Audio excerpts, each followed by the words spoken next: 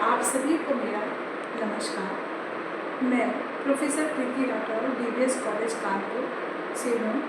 मैं संस्कृत विभाग अध्यक्षा हूँ। आज मैं आपके समक्ष उपस्थित हूँ। आज बच्चों मैं आपको ये बताऊँगी कि काव्य का प्रयोजन क्या है। काव्य का प्रयोजन अर्थात काव्य का उद्देश्य क्या है। काव्य को सृजन करने से पहले, काव्य को लिखने से पहले कवि का क्या उद्देश्य होता है, किन कारणों से वह काव्य लिखता है। आज मेरा जो विषय है वह है काव्य का प्रयोजन। लेकिन काव्य के प्रयोजन से पहले मैं आपको ये बताना चाहूँगी बच्चों कि काव्य किसे कहते हैं, काव्य किसे कहते हैं या काव्य का क्या अर्थ है। तो अगर मैं आपसे ये कहूँ, आप लोग भी जानते होंगे कि वाक्यम रसात्मकम काव्यम अर्थात रस से युक्त वाक्य को ही काव्य कहते हैं। दूसरे शब्दों में आप इसे इस तरह भी समझ सकते हैं कि जैसे मान लीजिए कोई कवि है, जब कोई कवि अपने विचारों को, अपनी कल्पनाओं को छंद, अलंकार, लय के माध्यम से वह एक भाषा में उसको पिरोता है तो उसे हम काव्य कहते हैं, जिससे श्रोता बहुत या जो सुनता है वो बहुत आनंदित होता है। अब काव्य को जानने के पश्चात मैं आपको काव्य का प्रयोजन क्या है यह बताना चाहूँगी। बच्चों जैसे आप लोग सभी जानते हैं कि हमारे जो काव्य, जो हमारे महाकवि हैं, महाकवि वाल्मीकि जी को तो सभी जानते होंगे, लेकिन उनके पश्चात आचार्य भरत मुनि, आचार्य मम्मट, आचार्य भामा, आचार्य वामट, आचार्य रुद्रट और क्षेमेंद्र आदि महाकवि हुए हैं। जैसे आचार्य भरत मुनि नाट्य शास्त्र के लिए प्रसिद्ध है, आचार्य मम्मट जो है वो काव्य शास्त्र के लिए प्रसिद्ध है, आचार्य वामन रीति संप्रदाय के लिए प्रसिद्ध है, आचार्य भामा जो है वो अलंकार संप्रदाय के लिए प्रसिद्ध है और क्षेमेंद्र जो है वो औचित्य संप्रदाय के लिए प्रसिद्ध है। इसी प्रकार आचार्य कुंतक जो है वो वक्रोक्ति संप्रदाय के लिए प्रसिद्ध है। और बच्चों मैं आपको यहाँ पर ये भी बताना चाहूँगी कि आपके नेट के एग्ज़ाम में ये जरूर पूछा जाता है कि कौन से कवि किस संप्रदाय से संबंधित हैं या किस संप्रदाय का किस कवि ने प्रादुर्भाव किया है। तो ये आप लोग नोट कर सकते हैं, ये नेट के हिसाब से वेरी इंपॉर्टेंट क्वेश्चन है कि कौन से कवि किस संप्रदाय से संबंधित हैं। और अब सारे कवियों ने अलग अलग काव्य का प्रयोजन बताया है। आचार्य मम्मट ने अलग काव्य का प्रयोजन बताया है, भामा ने अलग बताया है, कुंतक ने अलग बताया है, भरत मुनि ने अलग बताया है। लेकिन आज मैं जो आपको बताने जा रही हूँ वो सिर्फ आचार्य मम्मट का काव्य प्रयोजन बताऊंगी। आचार्य मम्मट का काव्य प्रयोजन।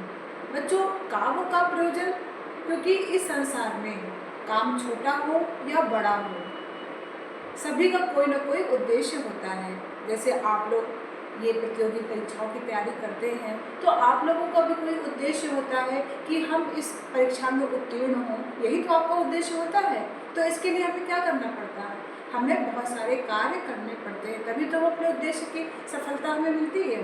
ठीक उसी प्रकार कहा भी गया है, प्रयोजनम अनुद्देश्य मंदो अपि न प्रवर्तते, प्रयोजनम अनुद्देश्य मंदो अपि न प्रवर्तते, अर्थात कार्य छोटा हो या बड़ा हो निष्प्रयोजन नहीं हो सकता है, उसका कोई ना कोई प्रयोजन अवश्य होता है। हम विद्यालय आते हैं तो पढ़ने के लिए आते हैं, हम भोजन करते हैं तो हमारी भूख शांत होती है, हमें शक्ति मिलती है, एनर्जी मिलती है, पावर मिलती है। तो हर काम का कोई ना कोई उद्देश्य अवश्य होता है। अब मैं बात करूँगी काव्य का उद्देश्य क्या है, काव्य का प्रयोजन क्या है। तो बच्चों काव्य का प्रयोजन के लिए आचार्य मम्मट ने अपने काव्य प्रकाश में बहुत ही सुंदर कारिका में कहा है, काव्यम यशसे अर्थकृते, काव्यम यशसे अर्थकृते व्यवहार विदेशी वेद रक्षते सद्यः पर निवृत्ते कांता सम्मित तयो उपदेश युजे, कांता सम्मित तयो उपदेश युजे। आचार्य मम्मट ने काव्य के 6 प्रयोजन बताए हैं। बहुत ही सुंदर कारिका में इन्होंने उसको गूथा हुआ है।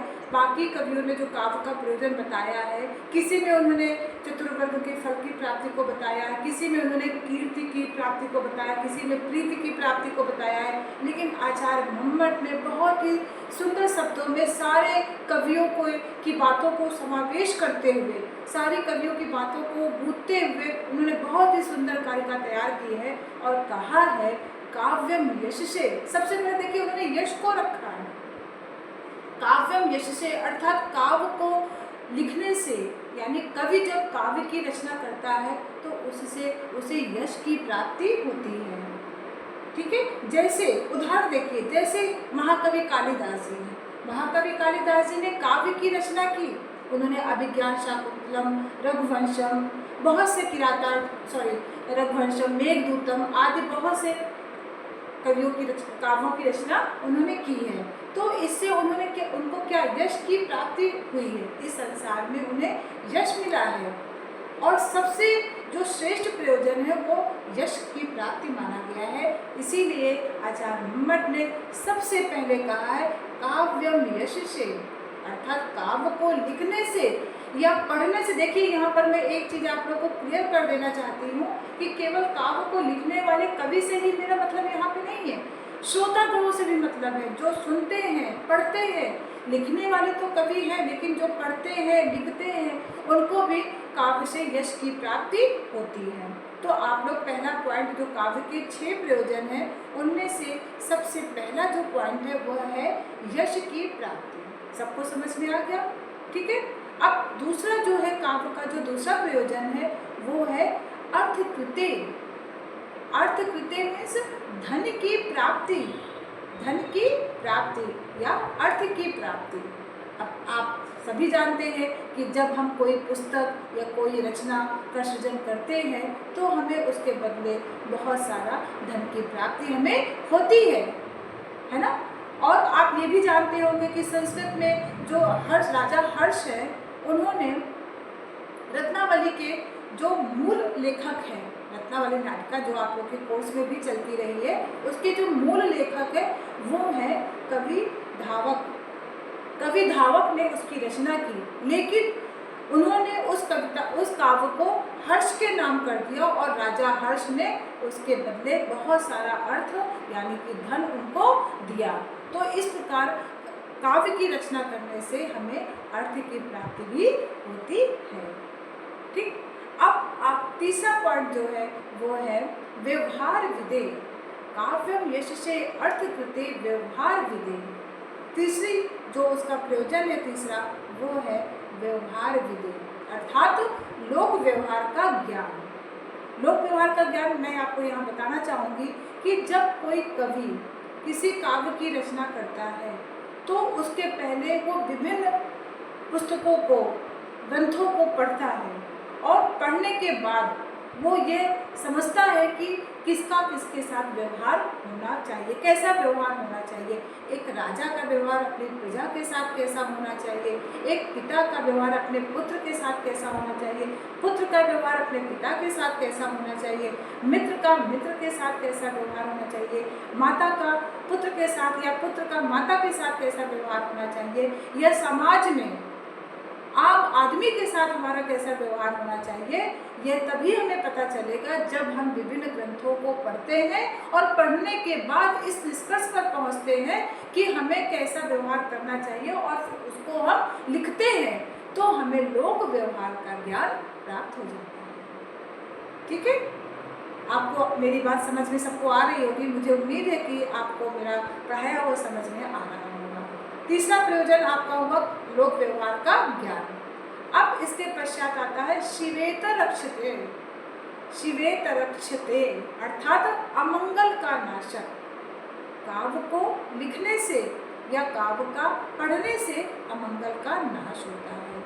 अमंगल का नाश कैसे होता है बच्चों, इस विषय में एक छोटी सी एक कथा है, मैं आपको सुनाना चाहती हूँ कि आपने महाकवि बाण भट्ट का नाम सुना होगा। कादम्बरी के जो लेखक है महाकवि बाण भट्ट, उनकी पत्नी उनसे किसी चीज़ में नाराज़ हो जाती है तो वो अपनी पत्नी को कुछ कठोर शब्दों में कुछ कहते हैं। तभी उनकी पत्नी के भाई आ जाते हैं और वो भी कवि होते हैं और उनको ये पता नहीं होता है कि मेरे जीजा जी मेरे दीदी से किस बात के लिए नाराज़ हैं, और वो अपनी जीजा जी का पक्ष लेकर अपनी दीदी के लिए भी कटु शब्द कह देते हैं। उसका परिणाम क्या होता है बच्चों? दीदी भी क्रोध में आकर अपने भाई को शाप दे देती हैं। शाप, उनको कुष्ठ रोग हो जाता है। अपने भाई को उन्होंने कुष्ठ रोगी होने का शाप दिया और जो कवि मयूर उनके भाई थे उनको कुष्ठ रोग हो जाता है। बहुत अधनय विनय के पश्चात उसका वो रास्ता बताते हैं और कहते हैं कि यदि आपने भगवान सूर्य की उपासना की और उनसे संबंधित 100 श्लोकों को लिखा तो आपका ये कुष्ठ रोग दूर हो जाएगा। कवि मयूर ने ऐसा ही किया। उन्होंने भगवान सूर्य की आराधना की और उन्होंने 100 श्लोक लिखे भगवान सूर्य के लिए और उस ग्रंथ का नाम उन्होंने डाला सूर्य शतकम। शतकम मीन्स 100। सूर्य से संबंधित 100 श्लोकों का सृजन किया उन्होंने और उनका कुष्ठ रोग दूर हो गया। तो निष्कर्ष यह निकला बच्चों कि अगर हम भावना से युक्त होकर कोई कार्य को करते हैं तो वो जरूर सफल होता है और इस प्रकार उनका कुष्ठ रोग दूर हुआ। तो काव्य का जो चौथा प्रयोजन है वो है अमंगल का नाशक, जिसमें उन्हें सफलता भी प्राप्त हुई। अब पांचवा इसका जो उद्देश्य है, काव्य का जो प्रयोजन है वो है सद्यः पर निवृत्तये। सद्यः पर निवृत्तये अर्थात शीघ्र परम आनंद की प्राप्ति। शीघ्र परम आनंद की प्राप्ति। वैसे तो आचार्य मम्मट ने काव्यम यशसे को काव्य का मुख्य प्रयोजन माना है, लेकिन उन्होंने दूसरी जगह ये भी कहा है कि सद्यः पर निवृत्तये काव्य का मुख्य प्रयोजन है। यदि आपसे नेट में कोई पूछे कि काव्य का मुख्य प्रयोजन कौन सा है, जिसे काव्य की आत्मा कही गई है, उस प्रयोजन का नाम बताइए, तो आप बच्चों यही लिखिएगा सद्यः पर निवृत्तये।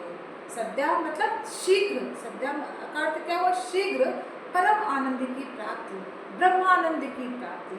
अर्थात हम काव्य को पढ़ने में, काव्य को लिखने में इतने तल्लीन हो जाते हैं, इतना रम जाते हैं उसमें कि हमें आनंद ही आनंद की प्राप्ति होती है। हमें और किसी चीज़ का ध्यान नहीं रहता है। हम दुख से, सुख से, शोक से, सबसे दूर होकर केवल परम आनंद की अनुभूति में हो जाते हैं। तो यह आनंद की जो अनुभूति होती है वो सबसे विलक्षण आनंद है। इस आनंद की कोई बराबरी नहीं कर सकता है और इसीलिए इस आनंद को कवि ने सर्वश्रेष्ठ आनंद या सर्वश्रेष्ठ प्रयोजन कहा है। सद्यः पर निवृत्तये यानी कि परम आनंद की प्राप्ति, जहाँ आनंद ही आनंद है। हम इतना तल्लीन हो जाते हैं कि हम सामने वाले को नहीं जान पाते, वो क्या कर रहा है, हमसे कौन क्या कह रहा है, हम नहीं जानते। हम इतना उसमें रम जाते हैं, इसको कहते हैं परम आनंद की प्राप्ति। तो ये आपका पांचवा प्रयोजन हुआ है। और अब छठा प्रयोजन बच्चों है कांता सम्मित तयो उपदेश युजे।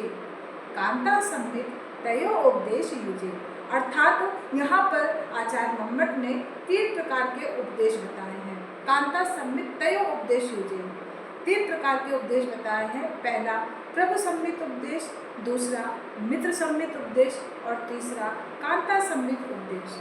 अब देखिए, ये भी आपके नेट की प्रतियोगी परीक्षा में बहुत पूछा जाता है कि कांता सम्मित उपदेश क्या है, प्रभु सम्मित उपदेश क्या है, मित्र सम्मित उपदेश क्या है। तो मैं आपको यहाँ बताना चाहूँगी कि कांता सम्मित उपदेश क्या है। सबसे पहले मैं आपको प्रभु सम्मित उपदेश बताना चाहूँगी। प्रभु सम्मित उपदेश में वे आते हैं जैसे वेद, स्मृति ग्रंथ, ठीक है, जो हमें आदेश देते हैं। हमें ऐसे ग्रंथों को पढ़ना पड़ता है या ऐसे उपदेश देते हैं जैसे कि हमें वो आदेश दे रहे हैं। इनमें क्या क्या आता है?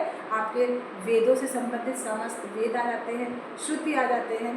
तो इनमें आदेश, आपको ये काम करना है, ये नहीं करेंगे तो आपको पाप लगेगा, आप ये करेंगे तो आपको पुण्य की प्राप्ति होगी, ये काम वर्जित है।